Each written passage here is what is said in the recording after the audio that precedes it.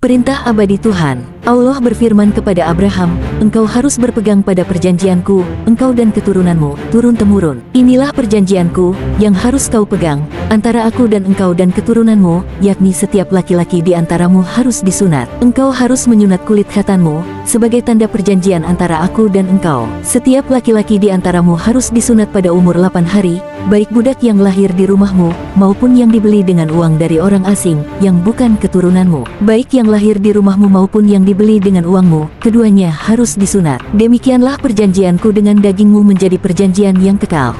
Setiap laki-laki yang tidak bersunat, yang tidak disunat pada kulit khatannya, haruslah dilenyapkan dari antara orang-orang sebangsanya, ia telah mengingkari perjanjianku. 1.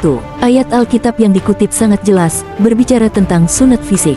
2. Perjanjian sunat jasmani ini dijadikan perintah kekal oleh Tuhan sendiri untuk Abraham dan generasi-generasi selanjutnya. Lalu Allah berfirman kepada Abraham, engkau dan keturunanmu haruslah berpegang pada perjanjianku, yakni engkau dan keturunanmu, turun-temurun. Inilah perjanjianku dengan engkau dan keturunanmu, yakni perjanjian yang harus kau pegang, yakni setiap laki-laki di antara kamu harus disunat. Kamu harus disunat, sebagai tanda perjanjian antara aku dan kamu. Setiap laki-laki di antara kamu yang berusia 8 hari, harus disunat, baik yang lahir di rumahmu, maupun yang dibeli dengan uang dari orang asing, yang bukan keturunanmu. Baik yang lahir di rumahmu, maupun yang dibeli dengan uangmu, haruslah mereka disunat. Perjanjianku dengan tubuhmu adalah perjanjian yang kekal.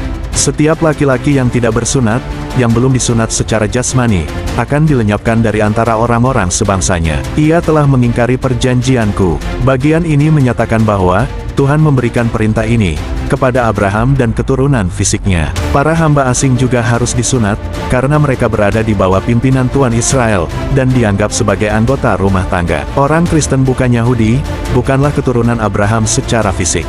Mereka adalah keturunan rohani Abraham, dan karena itu tidak terikat untuk menaati perintah sunat secara fisik. Sebaliknya, sebagai keturunan rohani Abraham melalui iman kepada Kristus, sunat mereka bersifat rohani. Itu adalah sunat hati yang dilambangkan dengan baptisan.